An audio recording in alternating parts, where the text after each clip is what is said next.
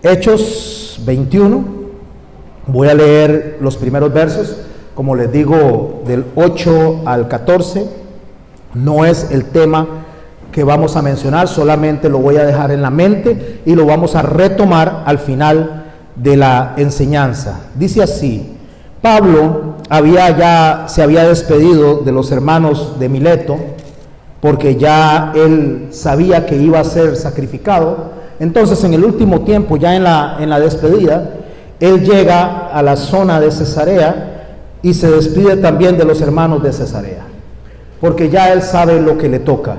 Se da un acontecimiento muy especial para el apóstol Pablo, nuestro hermano, al cual, a través de una profecía, se le hace ver la forma en que él va a morir.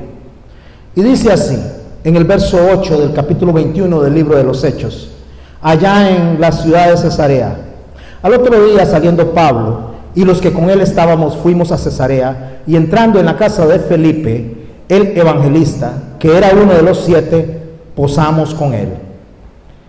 Este tenía 4 hijas doncellas que profetizaban. Y permaneciendo nosotros allí algunos días, descendió de Judea un profeta llamado Ágabo, quien viniendo a vernos, tomó el cinto de Pablo y atándole los pies y las manos, por favor subrayen eso, atándole los pies y las manos, dijo: esto dice el Espíritu Santo, así atarán los judíos en Jerusalén al varón de quien es este cinto, y le entregarán en manos de gentiles. Puedes subrayar eso también: y le entregarán en manos de gentiles. Al oír esto, le rogamos nosotros y los de aquel lugar que no subiese a Jerusalén.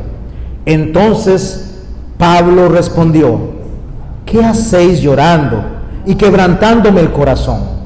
Porque yo estoy dispuesto no solo a ser atado, y escuche, subraye, mas aún a morir en Jerusalén por el nombre del Señor Jesús. Y como no le pudimos persuadir, desistimos diciendo: hágase la voluntad del Señor. Hermanos, este día Dios ha puesto en mi corazón un tema al cual le he llamado adorador o fanático. ¿Por qué adorador o fanático? Porque a veces nosotros nos decimos adoradores, pero realmente somos fanáticos, más que adoradores. Hoy vamos a abordar justamente lo que es el fanatismo religioso, para poder nosotros desprendernos, apartarnos de esa conducta y de esa forma de pensar y convertirnos en reales adoradores del Señor. Primero, cuando usted analiza lo que es el fanatismo, usted puede imaginarse por qué hay gente que sigue un equipo de fútbol y se pelea con las otras personas por defensa de ese equipo de fútbol. Se insultan, se matan unos a otros, incluso dentro de las mismas familias, se acaloran, gritan, se enojan, se enemistan con personas y ni siquiera reciben un solo centavo de lo que los jugadores están recibiendo. Aparte de que es una soberana tontería, va más allá de eso. O una mujer o un hombre que se pone un chaleco lleno de explosivos y se deja inmolar junto a un montón de gente inocente a causa de la religión. ¿Cuál es el común denominador? Fanatismo. Eso es el común denominador, fanatismo. ¿Pero qué es fanatismo? Primeramente, el fanatismo usualmente se presenta en diversas formas. Voy a mencionar algunas, más no todas, como lo que acabo de decir, el fanatismo deportivo, el fanatismo racial, el fanatismo político. Podríamos hablar del fanatismo religioso, sumamente peligroso. También está el fanatismo del nacionalismo. ¿Cuál es el fanatismo del nacionalismo? Donde nos sentimos mejores que otros ciudadanos de otros países, donde creemos que nuestro país es el mejor y ellos creen que su país es el mejor. Y no está mal que usted ame su país y usted defienda su país, pero cuando usted se considera, o yo me considero superior a otra persona por nuestra forma de hablar, por nuestra forma de vestir, por nuestra idiosincrasia, eso es fanatismo. Pero hay un fanatismo también que se le conoce como el fanatismo familiar. Algunas personas le llaman a esto jaurías humanas. Primeramente, ¿qué es una jauría? Una jauría es un conjunto de caninos que se juntan para atacar en grupo a una presa en individual. De esta forma la cansan, de esta forma se turnan, hasta que la presa queda a merced de ellos. ¿Y por qué se le dice, o le hemos llamado en este caso, y digo leemos hablando de lo que el Espíritu Santo puso en mi corazón, jaurías humanas al fanatismo familiar? Porque muchas veces las familias entre sí, los hermanos se pelean por diferentes razones, llámese la razón que sea. Pero cuando alguien externo a la familia toca a uno de los hermanos, aun cuando esté equivocado, se unen como una jauría para atacar a esa persona. Ni siquiera observando la justicia, ni siquiera observando si el hermano está equivocado o está equivocada. Se le van en grupo a las personas de afuera, simple y sencillamente porque este es mi hermano. Y eso también es fanatismo. Porque una persona que actúa correctamente, bajo el juicio correcto y bajo la dirección de Dios, no hace esa distinción. Le dice a su hermano, lo que estás haciendo está mal, y no ataca a la otra persona o a las otras personas solo porque es mi hermano. Eso es fanatismo, aparte de peligroso, es pecado. Porque yo debo de ir en favor de la justicia, no en favor de la injusticia, sea quien sea el que la practique. Una manada, que es diferente a una jauría, se compone de varios animales de una misma especie. Estos están juntos y se desplazan juntos para sobrevivir, para multiplicarse. Normalmente están en estado salvaje, normalmente, porque ahora hay manadas que están domesticadas. Por ejemplo, a los cerdos se le conoce como una piara de cerdos. A la jauría, que es para los perros.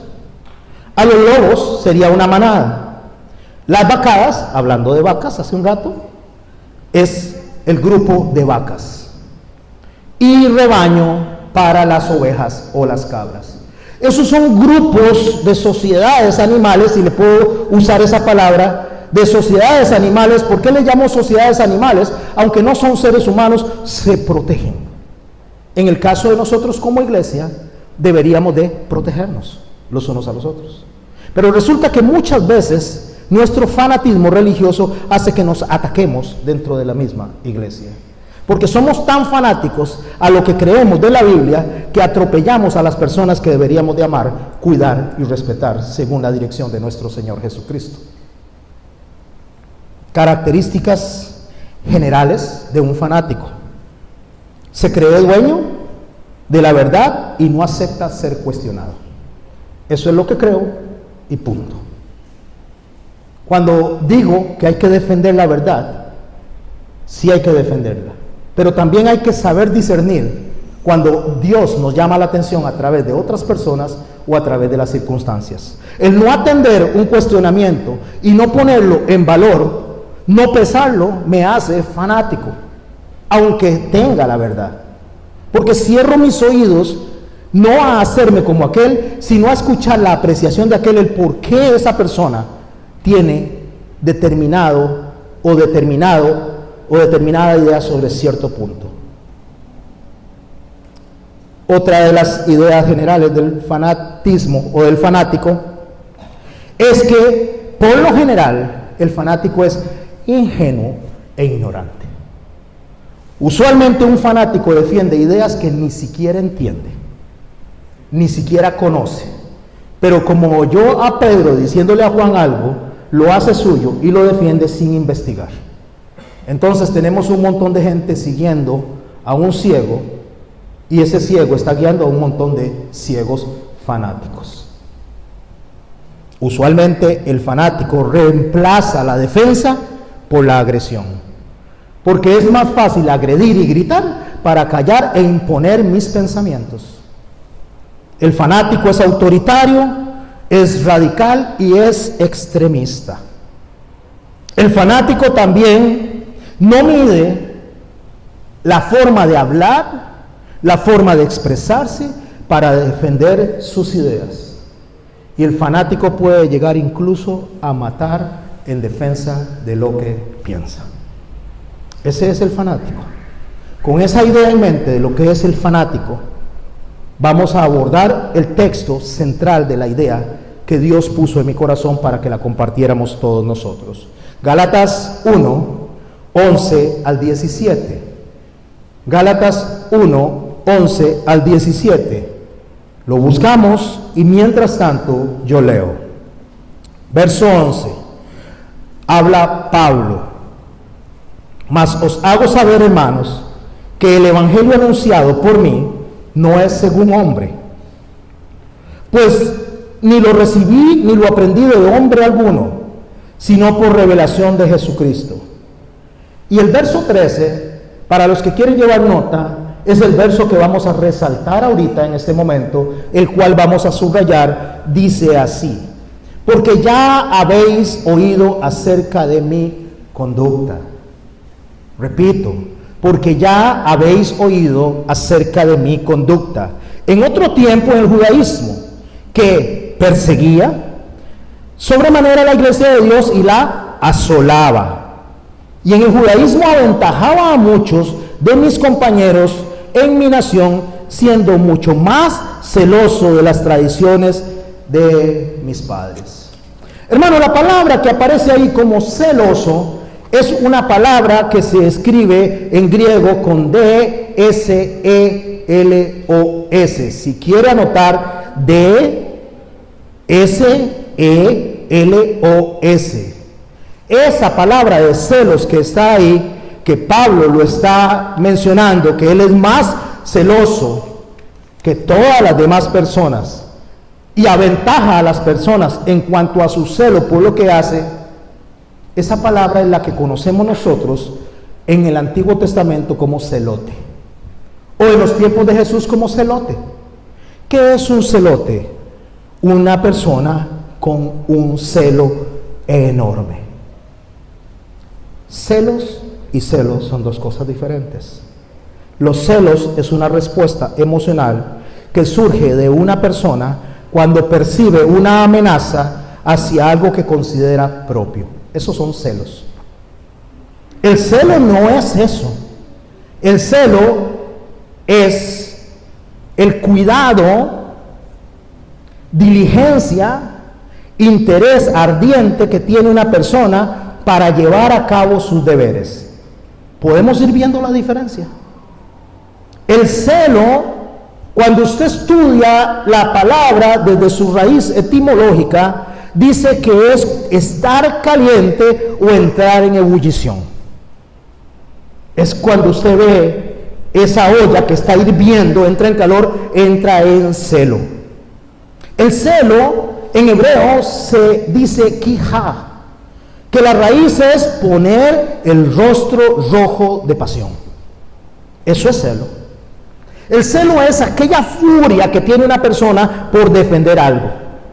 Pero el celo no es bueno ni es malo. El celo es neutral. El celo lo hace malo o lo hace bueno según como yo lo utilice. Pablo era un hombre con celo por lo que hacía. Pero el celo que Pablo tenía era un celo sin conocimiento. ¿Cómo un celo sin conocimiento? Pablo era un fariseo de fariseos, un erudito, criado a los pies de Gamaliel. ¿Cómo me va a decir eso, pastor? Que era un celo sin conocimiento. Como aquí no venimos a inventar, ni venimos a decir nuestras propias opiniones, vamos a preguntarle a Pablo cómo era su celo. En primera de Timoteo, en el capítulo 1, el que quiere seguirme, y si no, lo leo, dice en el verso 12 de esta manera: doy gracias al que me fortaleció, escribe Pablo, a Cristo Jesús nuestro Señor, porque me tuvo por fiel, poniéndome en el ministerio, habiendo yo sido antes blasfemo perseguidor e injuriador, mas fui recibido a misericordia. Y escuche lo que Pablo dice acerca de sí mismo: porque lo hice por ignorancia, en incredulidad. Pero la gracia de nuestro Señor fue más abundante con la fe y el amor que es en nuestro Cristo Jesús. Vea, mi hermano, aquí Pablo está diciendo que él era ignorante cuando él estaba actuando como actuaba. No es una invención mía. El mismo Pablo dice que él tenía conocimiento, que tenía la furia, que era una ebullición que tenía a la hora de defender lo que él creía que era verdad y lo que él creía que era correcto, pero en ignorancia. En Hechos, en el capítulo 8 y el verso 3, y disculpe que no los espere a que lo vayan encontrando para poder terminar la idea en el tiempo que me compete, pero pueden anotar y subrayar que es importante. El pastor Alejandro nos ha invitado a que llevemos notas en los cultos, lo cual es muy saludable para ir a estudiar en casa. Hechos 8:3, Pablo dice así: y Saulo asolaba a la iglesia y entraba de casa por casa y arrastraba a hombre y a mujer y los entregaba a la cárcel. Ese era el celo de Pablo.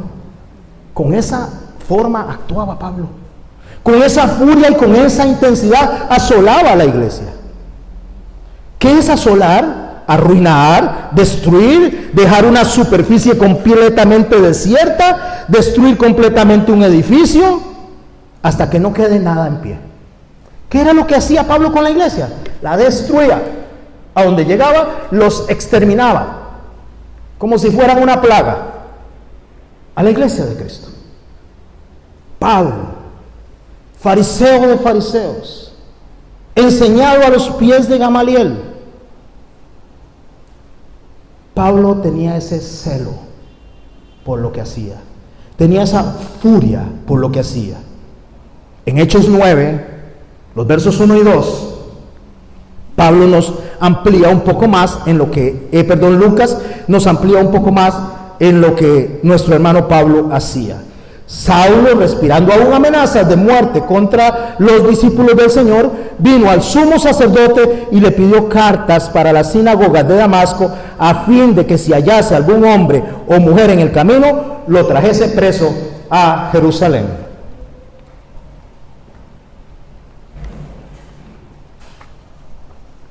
Pablo era un fanático. Pablo no le importaba matar, no le importaba asolar, no le importaba lo que tuviera que hacer por defender lo que él creía. Mi hermano, Pablo no era un creyente de banca, no era un creyente que llegara a engordarse semana a semana a la sinagoga, no era un creyente que esperaba que todos los demás hicieran el trabajo. Pablo era un hombre activo en lo que hacía, 100%. Pablo era justamente, llenaba todas las características que acabamos de enumerar. Pablo tenía el deseo de imponer sus ideas, imponerlas. No persuadía, imponía. O lo hacen o lo hacen. Despreciaba a los que eran diferentes. Sus ideas eran incuestionables. Tenía una visión cuadrada. ¿Saben qué es una visión cuadrada? No se sale de esa línea. Esto es lo que pienso, esto hago y todos piensen esto, y si no piensan eso, los elimino. Un fanático tiene un completo carencia, una completa carencia de un espíritu crítico, o sea, de discernimiento. Eso es un fanático. Mis hermanos, conforme vamos a ir avanzando, vamos a ir identificándonos con nuestro hermano Pablo antes de que el Señor viniera a él. Y no solo eso, quiero preguntarle, cuando usted se refiere en la defensa de Cristo con el celo, ¿cómo se refiere? ¿Cómo habla de las otras personas? ¿Cómo se refiere a las otras denominaciones? ¿Cómo se refiere usted a las personas que no creen lo que usted y yo creemos? ¿Cómo es su celo por lo que defiende. ¿Es como el de Pablo o es como el de Cristo? Vamos a ver cómo lo hace Cristo y cómo lo hacía Pablo antes de Jesús. Porque Pablo era un hombre decidido a matar por Cristo. Pablo era decidido a exterminar a quien fuera por defender a Dios, perdón, no a Cristo, porque no le conocía antes. Pablo era un hombre decidido a lo que él creía, así era necesario ir hasta otras ciudades y perseguir a estas personas, encarcelarlas y forzarlas a blasfemar, como lo vamos a ver más adelante. Ese era Pablo. Pablo en un momento determinado, cuando ya él se convierte, escribe varias cartas, 70% justamente del Nuevo Testamento. Entre esas cartas hay una que se le escribe a los romanos, lo cual es la iglesia convertida de los gentiles o de los paganos. En el capítulo 2, en el verso 1, Pablo habla de esta manera: por lo cual eres inexcusable, oh hombre, quien quiera que seas tú que juzgas, pues en lo que juzgas a otro te condenas a ti mismo, porque tú que juzgas haces lo mismo. ¿Por qué cree que Pablo estaba diciendo eso? ¿Porque se le ocurrió? Porque él lo había vivido. Y continúa diciendo en el verso 2 de Romanos 2, dice: mas sabemos que el juicio de Dios contra los que practican tales cosas es según verdad. Y pregunta en el verso 3 una pregunta retórica. O sea, es una pregunta que en sí misma ya tiene la respuesta. Dice: ¿y piensas esto, hombre? Tú que juzgas a los que tal hacen y hacen lo mismo, que tú escaparás del juicio de Dios. Hermano, yo le invito, o hermana, yo le invito a meterse a las redes y ver lo que ponen los cristianos de otros cristianos, por diferentes formas de pensar. No solo da vergüenza, yo le podría decir que da hasta asco de ver la forma en que se expresan unos de otros, y nos decimos cristianos, y nos decimos representar a un Dios justo, y solo el hecho de expresarnos de las otras personas como nos estamos expresando, solo eso dice que yo soy sujeto a condena de parte de Dios. Porque cuando yo voy al libro de Judas y me dice que había una lucha entre el ángel Gabriel con Satanás por el cuerpo de Moisés, me sorprende cuando dice que el ángel Gabriel no se atrevió a pronunciar palabras de maldición contra Satanás. Si usted y yo nos pusieran a hablar de Satanás, ¿cómo hablaríamos? ¿Cómo hablaríamos de ese querubín caído? ¿Cómo nos expresaríamos? Desgraciado, miserable, tal por cual, esto y lo otro. Ni el ángel Gabriel se atrevió a hacer eso. Ni el ángel Gabriel, ¿sabe qué dijo? Le dejó el justo juicio a quien juzga justamente. Pero nosotros somos tan ligeros, asesinos, puercos, desgraciados. ¿Qué dicha? 3 menos. ¿Qué dicha? 3 menos en el planeta. Así he leído yo de cristianos. Cero compasión por esas familias, cero compasión por esas madres. Pero la madre, ¿qué sabe usted o yo qué sabemos de esa familia? No sabemos. Solo piense en su entorno si hay alguna persona que se conduce incorrectamente, si habla incorrectamente, si ha caído en drogas. ¿Usted no se duele por su familiar que está en el charco? Y que después a este familiar le pase algo y le acusen a usted por lo que ese familiar decidió, cuando fue su decisión. No fui yo el que lo mandó a hacer eso.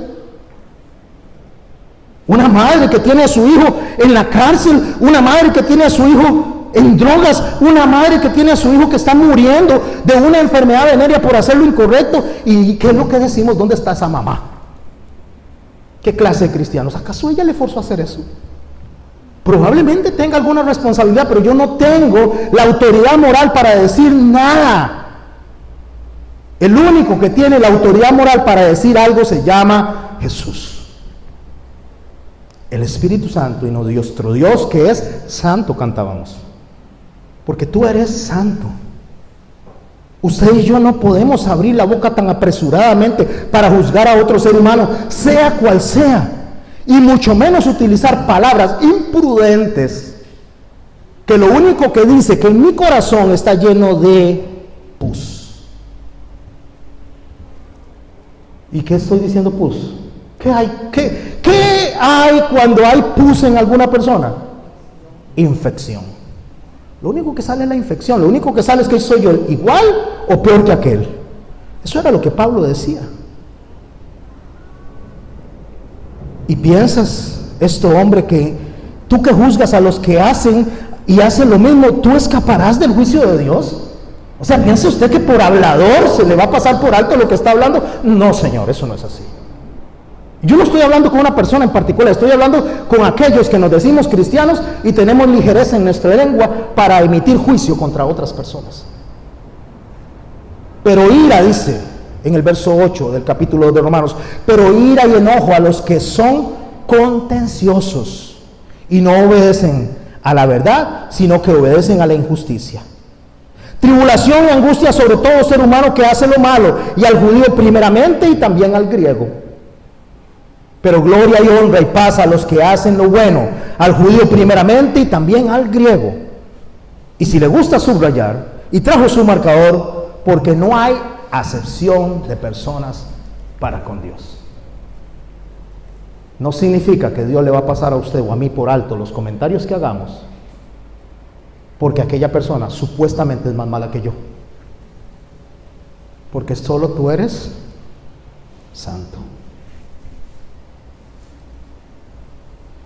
¿Qué es contencioso? ¿Hay alguien contencioso aquí en la iglesia? ¿Soy yo contencioso? Porque entro dentro de este juicio de Dios. ¿Qué es contencioso? La RAE, Real Academia Española, dice en el diccionario que contencioso es la persona que le gusta discutir y contradecir opiniones ajenas. Eso dice la RAE.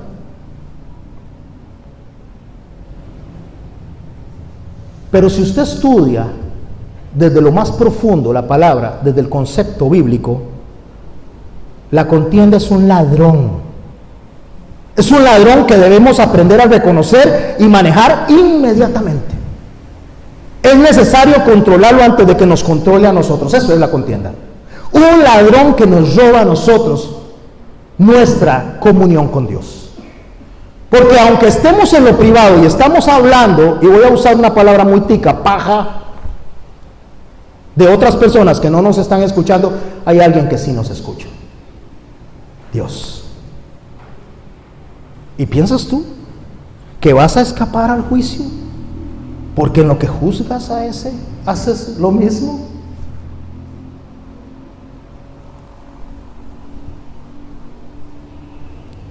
La contención, la forma en que nos comunicamos nosotros, la forma en que hablamos los unos de los otros, incluyendo cuando hablamos con nuestra propia pareja, de otras personas, no para edificar, porque podríamos conversar para edificar realmente, buscando una solución, pero a veces porque nos sentimos mejores que aquel.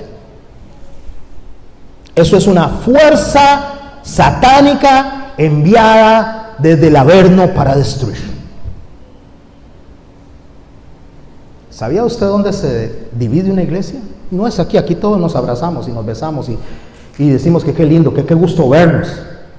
Cuando llegamos a nuestra casa y empezamos a hacer contienda por lo que en nuestra iglesia y en nuestra congregación no nos gustó, porque nos sentimos mejores que nuestros hermanos.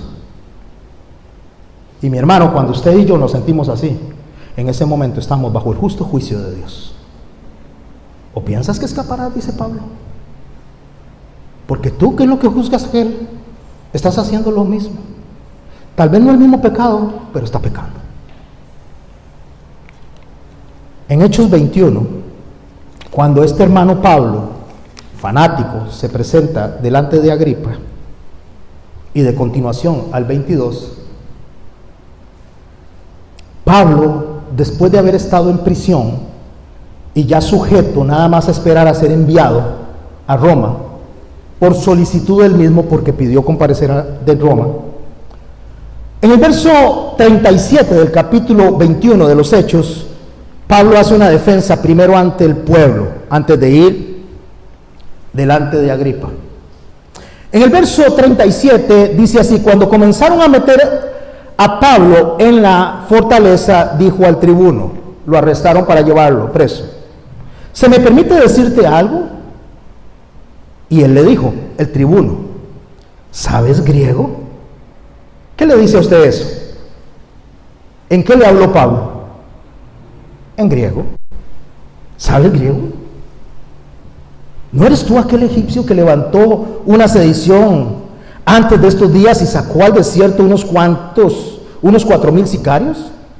Entonces dijo Pablo, yo de cierto soy hombre judío de Tarso, ciudadano de la ciudad no insignificante de Sicilia, pero te ruego que me permitas hablar al pueblo. Y cuando él se lo permitió, Pablo en pie en las gradas hizo una señal con su mano al pueblo. Levanta la mano, es una forma muy cortés de dirigirse. Así funciona en esa latitud de la tierra. Levanta la mano como para, póngame atención, es un tipo de reverencia. Él dice que levanta las manos, hizo la señal con la mano y habló en lengua hebrea diciendo, capítulo 22, verso 1: varones, hermanos y padres, oíd ahora mi defensa, dice, ante vosotros. Y al oír que les hablaba en lengua hebrea, guardaron más silencio, porque están viendo que se identificaba con ellos. Era un judío más, un hebreo más. Y les dijo, yo de cierto soy judío, dice, nacido de Tarso, de Sicilia, pero criado en la ciudad, o sea, la de Jerusalén, instruido a los pies de Gamaliel. ¿Alguien sabe quién era Gamaliel? ¿Qué tan profundo conoce usted a Gamaliel? ¿Qué tanto sabe de Gamaliel o sabe solo lo que dice la Biblia? Gamaliel, déjeme decirle que en los libros judíos se le conoce como el mayor o el anciano, el rabán o nuestro maestro. Gamaliel es considerado como el originador de todos los decretos legales. Cuando Gamaliel muere, pasa de familia en familia sus creencias. ¿Tiene una idea de esto? Uno de los principales maestros de la teología hebrea. Cuando Gamaliel muere, el Talmud describe esto, y póngale atención, mucha atención. Cuando él murió, dijo quien escribió en el Talmud, el honor de la Torá pereció, y que la pureza y la piedad se extinguieron. ¿Puede entender usted lo que consideraban los judíos a Gamaliel? O sea, la estatura, según ellos, repito, según ellos, de santidad que tenía Gamaliel. Y Pablo dice que él fue criado a los pies de Gamaliel. O sea, Pablo está diciendo, yo no fui criado a los pies de ningún bombeta. Si usted es una persona que está estudiando ciencias, podría decir, fui enseñado por Franklin Chan. Si usted fuera una persona que está estudiando o aprendiendo algún deporte, a mí me entrena Lionel Messi. ¿Puede entender el impacto de lo que se está diciendo? Continuamos con Hechos 22, en el verso 3, dice, estrictamente, dice, conforme a la ley de nuestros padres, y dice, celoso de Dios, como hoy sois todos vosotros. Ya sabemos que es celo, ¿verdad? Y sabemos que es el tener celo a las cosas de Jehová. ¿Y por qué tenía tanto celo? Vea la preparación, vea la formación que tenía nuestro hermano Pablo. Verso 4 del capítulo 22, perseguía yo este camino hasta la muerte. ¿Estaba hablándole a quién? A Agripa. Prendiendo y entregando, ¿qué es prendiendo? Arrestando y entregando en cárceles a hombres y a mujeres. Verso 5. como el sumo sacerdote también me es testigo, y todos los ancianos, de quienes también recibí cartas para los hermanos, y fui a Damasco para traer presos a Jerusalén, también a los que estuviesen allí, para que fuesen castigados.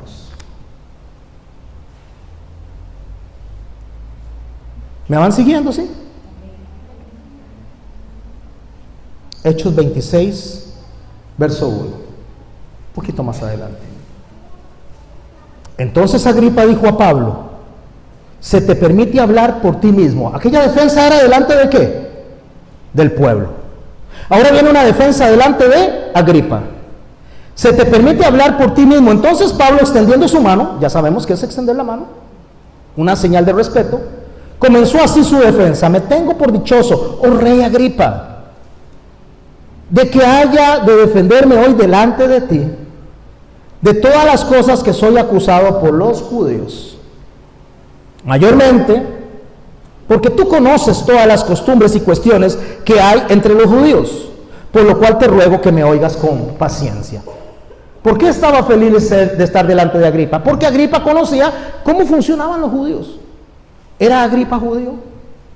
No, era idumeo, pero gobernaba a los judíos. Verso 4. Mi vida, pues, desde mi juventud, la cual desde el principio pasé en mi nación, en Jerusalén, la conocen todos los judíos, los cuales también saben que yo desde el principio, si quieren testificarlo, conforme a la rigurosa secta de nuestra religión, viví fariseo. Ustedes saben que a mí me gusta mucho usar la Biblia y leer la Biblia, porque leer la Biblia verso por verso nos trae a nosotros el mensaje correcto. Cuando él dice conforme a la más rigurosa secta, está diciendo a la excesiva, a la severa formación que tiene la escuela farisea. Eso es lo que está diciendo. O sea, como excesivo, como exigente, como yo, no hay otro. Tal vez Gamaliel, pero yo fui formado por Gamaliel. Si ustedes piensan que esta iglesia es rigurosa, extremista, radical, creo que dijo alguien que se fue de aquí. Radical, es que ustedes son muy radicales. Así fue la palabra, pastor. No sé qué harían si hubiera estado Pablo aquí, porque Pablo no hubiera tolerado muchas cosas que nosotros pasamos por alto. No porque no sea pecado, sino porque no somos Pablo. Somos un poquito más persuasivos. Nos sentamos y decimos: mire, esto hay que arreglarlo. Pero hay gente que dice: ustedes son muy radicales. Sigamos. Verso 9. Capítulo 26 del libro de los Hechos. Yo ciertamente, escuche y subraye. ¿Les gusta subrayar? Anotar. Verso 9. Yo ciertamente había creído en pasado, mi deber, hacer muchas cosas contra el nombre de Jesús de Nazaret. ¿Creía él lo que estaba haciendo? Sí. ¿Pensaba que estaba haciendo lo correcto? Sí. ¿Mataba a las personas por lo que estaba haciendo? Sí. ¿Las encarcelaba? Sí. ¿Qué era Pablo? Un fanático. Lo cual también hice en Jerusalén. Yo encerré en las cárceles a muchos de los santos, habiendo recibido poderes de los principales sacerdotes, y cuando los mataron, yo di mi voto. Cuando los mataron, yo dije: no, ¿cómo se les ocurre que van a hacer eso? ¡Qué barbaridad! Eso es una injusticia, eso es o sea, hablemosles, evangelicémoslos, no, matémoslo. Pregunta: si tuviéramos el poder de votar en la Asamblea Legislativa y nos dieran la posibilidad de encarcelar a las personas que piensan diferente con nosotros, y me voy a ir a un extremo más largo, en asunto de sexualidad, aquellas personas que están apoyando este caos que hay alrededor del mundo, al que se le conoce como identidad de género, y tuviéramos la posibilidad de encarcelarlos o hasta matarlos, ¿qué harías con tu voto? Piensa eso. ¿Votarías a favor o en contra? ¿Qué harías con tu voto? No le voy a pedir que levante la mano, solo analícese. ¿Qué haría usted cuando tiene la posibilidad de quitar del camino a alguien que está infringiendo la ley de Dios tan descaradamente? ¿Lo persuadiría? ¿Lo convencería? ¿O lo eliminaría?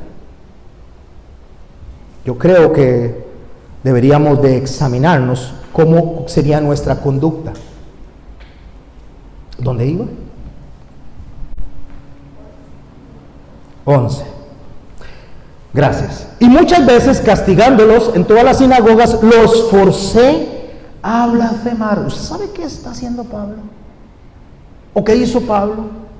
Forzar a personas que seguían a Jesús a negar a Jesús por miedo a ser asesinados, por miedo a ser muertos. Vea, mi hermano, mi hermana, cuando nosotros estamos entre la vida y la muerte, habría que ver cómo vamos a reaccionar.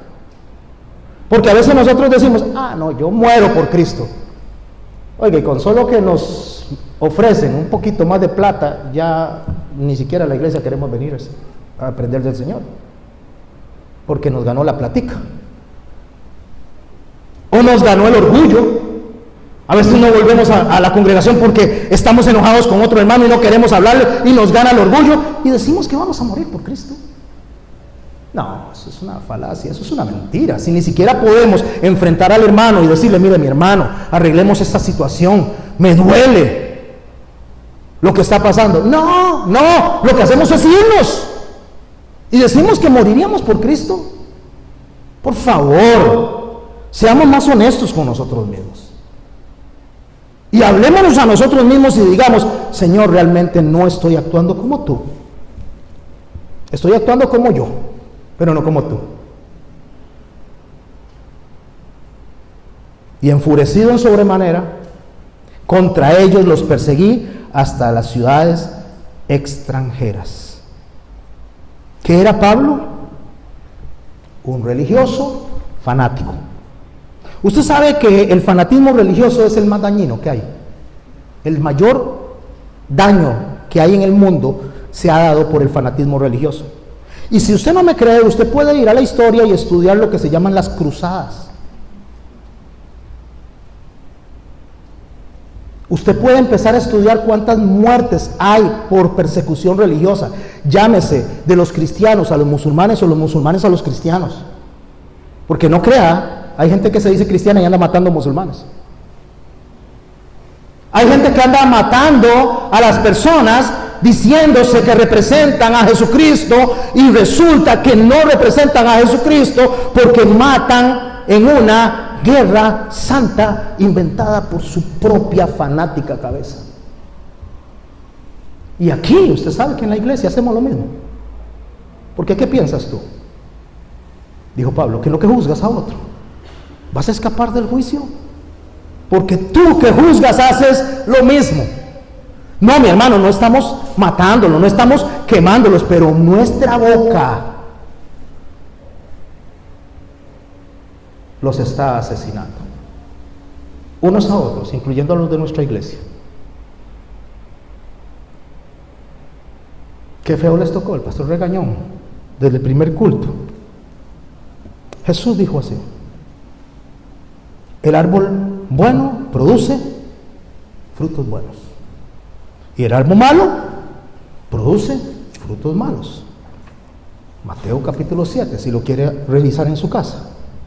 Jesús fundó la iglesia como una forma de adoración a Dios, dando frutos buenos. Y el fanatismo es un fruto malo. Por eso es que el Señor dice: oísteis que fue dicho.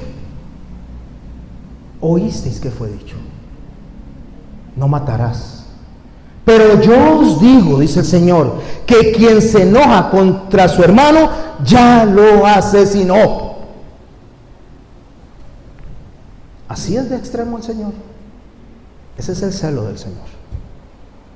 El Señor no era fanático. El Señor es adorador. Ahorita vamos a Pablo, ¿les parece? Pero vamos a leer un poquito más, de Hechos 26. Seguimos en el verso 12.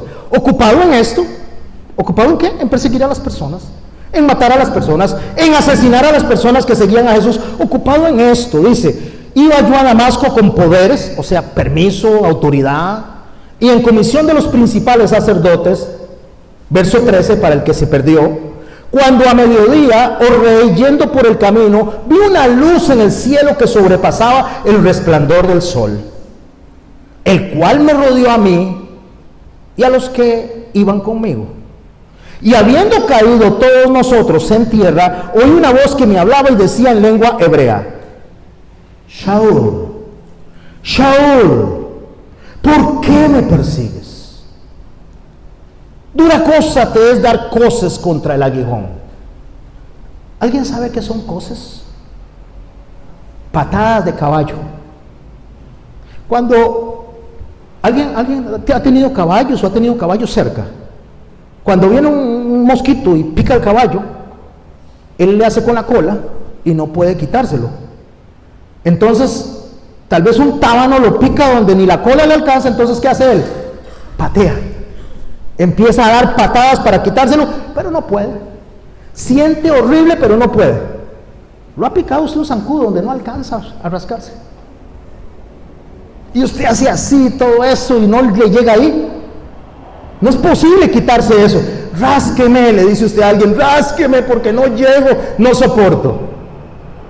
Pablo le dice, Pablo, Shaul, Shaul, Shaul, dura cosa te es dar patadas contra el aguijón, no te lo vas a quitar. O sea, lo que yo decidí para usted, don Pablo, don Shaul, no se lo quita. El llamado es irrevocable. Lo que Dios decide, decidió. Y podemos dar patadas como el caballo, y podemos dar rebeliones, y podemos hablar, repito, paja. Y al final de cuentas Dios nos pone otra vez en el camino donde Él dice, aquí es donde tiene que ir. Paleteado, pero ahí va.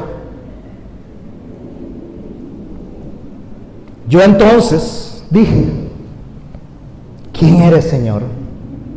Y el Señor dijo, yo soy Jesús. Yo soy Jesús, a quien tú persigues. ¿A quién estaba persiguiendo?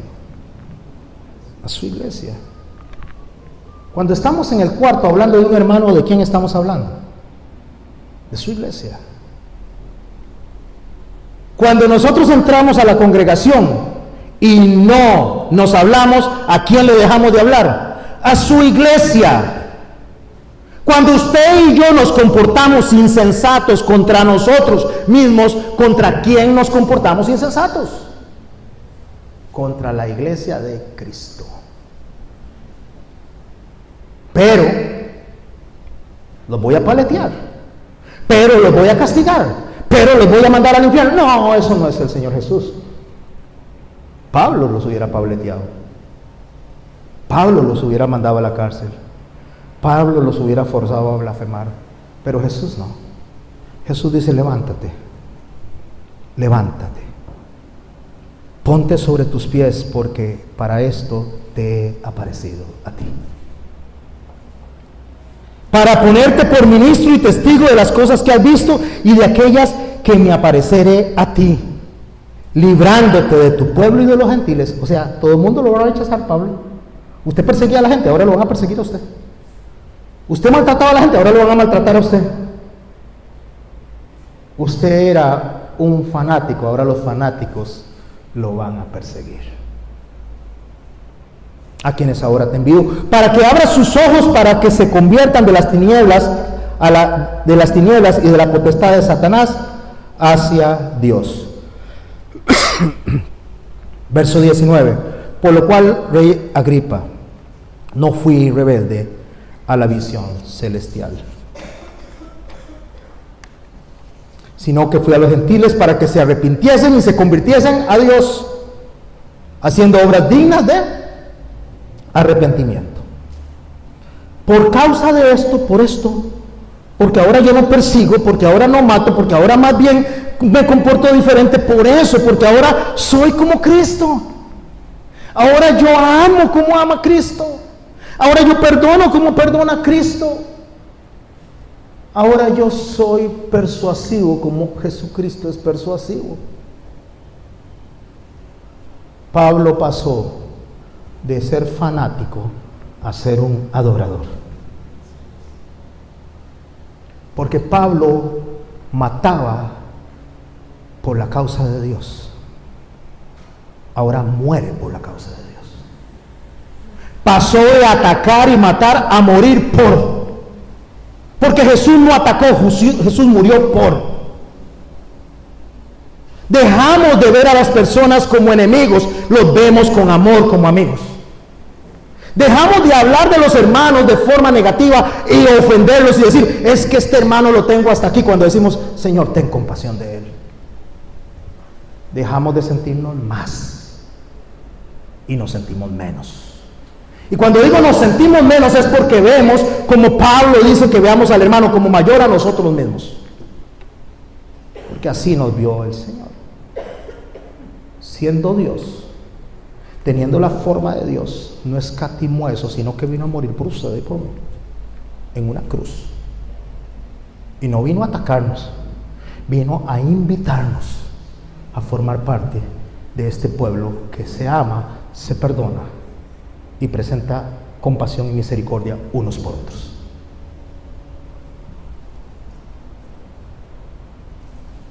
Verso 24. Diciendo estas cosas en su defensa, Festo a gran voz dijo, ¿está loco, Pablo? Las muchas letras te han vuelto loco. Te volviste loco, Pablo. ¿Cómo que ahora usted es el defensor en vez del perseguidor? Mas él dijo, no estoy loco, excelentísimo Festo. ¿Con qué respeto se dirige ese Pablo a un hombre que lo tiene prisionero? Sino que hablo palabras de verdad y cordura. Ahora es un hombre con conocimiento. Ahora es un hombre con celo, con conocimiento. Pues el rey sabe estas cosas, delante de quien también hablo con toda confianza. Porque no pienso que ignora nada de esto, pues no se ha hecho esto en algún rincón. ¿Crees esto, oh rey Agripa, a los profetas? Yo sé que crees, le dice Pablo. Entonces Agripa dijo a Pablo, y por favor preste atención a esto. Por poco me persuades a ser cristiano. Por poco, dice Agripa, por poco me convierto, Pablo, faltó poco. Y Pablo le dice, quisiera Dios que por poco o por mucho, no solamente tú, sino también todos los que hoy me oyen, fuesen hechos tales como yo, excepto, y levanta la mano, por estas cadenas.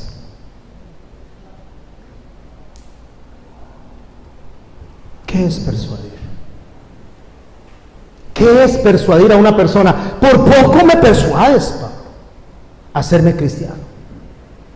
Y podríamos tener toda una prédica de lo que Agripa dijo, pero quiero rescatar la palabra persuasión. Eso es lo que usted y yo tenemos que hacer, ¿sabía? Cuando alguien piensa diferente, persuadirlo. La persuasión es un proceso destinado a cambiar la actitud y comportamiento de una persona o un grupo de personas mediante el uso de palabras para transmitir información. Eso es persuasión. Pablo pasó de ser un fanático ¿a qué? A ser un adorador. ¿Por qué? ¿Por qué Pablo llegó a eso? ¿Por qué llegó a ese punto?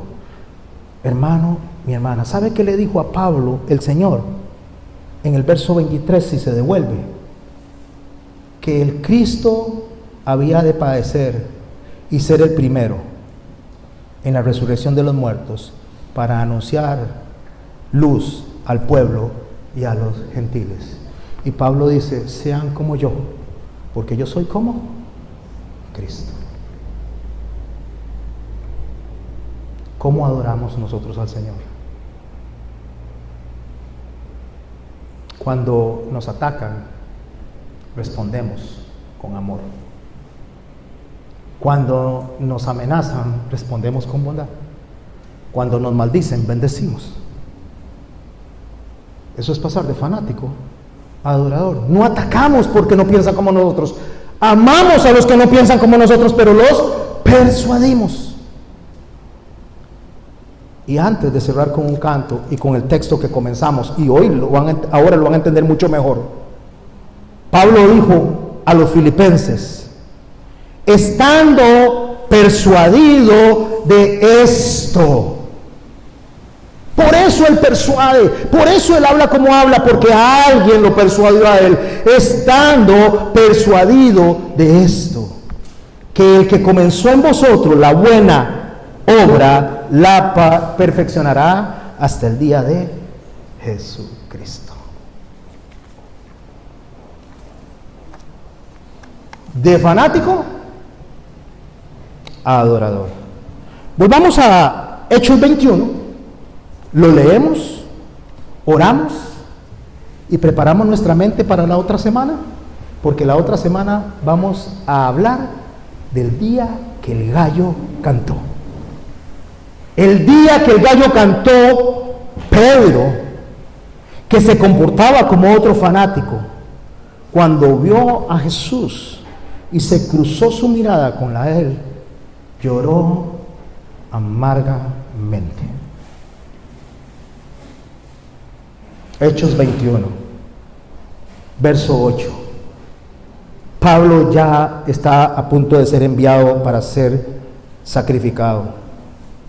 Al otro día, saliendo Pablo y los que con él estábamos, fuimos a Cesarea, y entrando a la casa de Felipe, evangelista, que era uno de los 7, posamos con él. Este tenía 4 hijas doncellas que profetizaban, y permaneciendo nosotros allí algunos días, descendió de Judea un profeta llamado Ágabo, quien viniendo a vernos, tomó el cinto de Pablo, subrayaron hace un rato,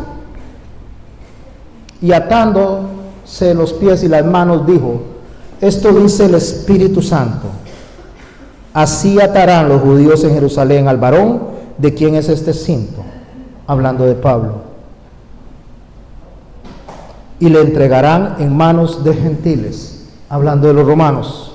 Al oír esto, le rogamos nosotros y los de aquel lugar que no subiese a Jerusalén. Entonces Pablo respondió: ¿qué hacéis llorando y quebrándome el corazón? Hermanos, cuando nosotros nos resistimos a atender la voz de Dios, las personas que conocemos y los que conocen a la par suya en esta congregación, cómo debemos de actuar, nos rompen el corazón. Porque ya deberíamos de ser maduros y no fluctuantes. Deberíamos de estar comiendo vianda y no leche. Ya deberíamos de estar enseñando y no ser enseñados. Pero nos comportamos como niñitos, rabiosos, insolentes, malcriados, en lugar de comportarnos como Cristo. Entonces tenemos que entrar en una etapa ¿de qué? De paleta, de disciplina. Yo quiero cerrar con una oración después de este canto. Por favor, incline su rostro. Y si usted ha pasado por lo que este canto dice, usted va a entender como Pablo que el ministerio de sufrimiento nos hace maduros. Nos hace personas que reconocemos el carácter de Cristo en nuestras vidas. Nos hace personas que podemos amar a nuestros enemigos, que podemos amar en medio de la dificultad, que podemos perdonar, que podemos dejar de hablar por hablar. Y escuche este canto.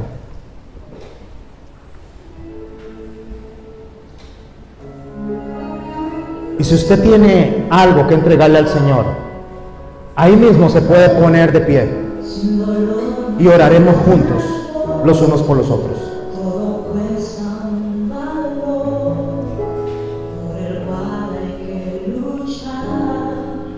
A pesar de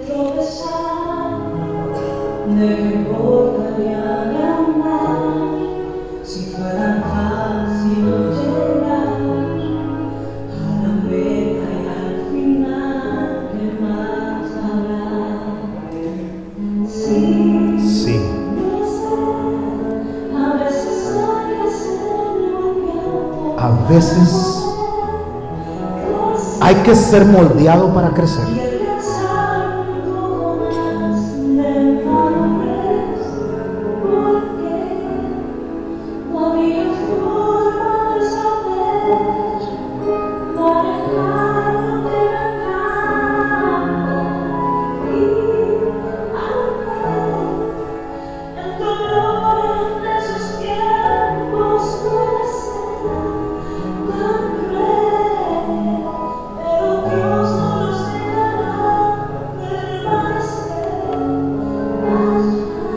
Más tiempo del que podamos soportar. Si hay algo que arreglar, póngase de pie ahí donde está.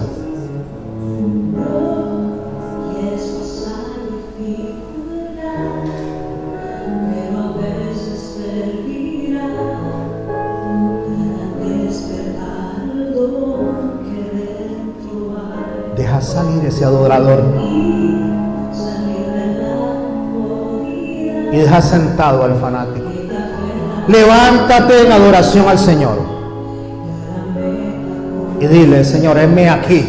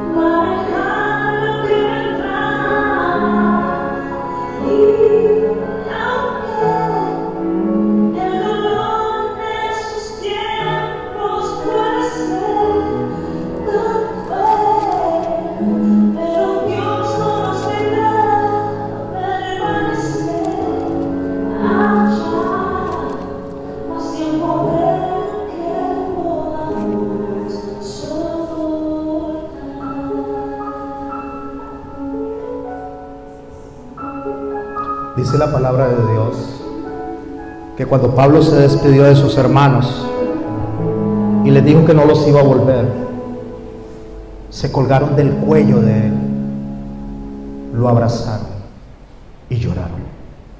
Pero Pablo sabía que la única forma de cumplir con el propósito de Dios era llegar hasta el final de la tarea que Dios le había encomendado.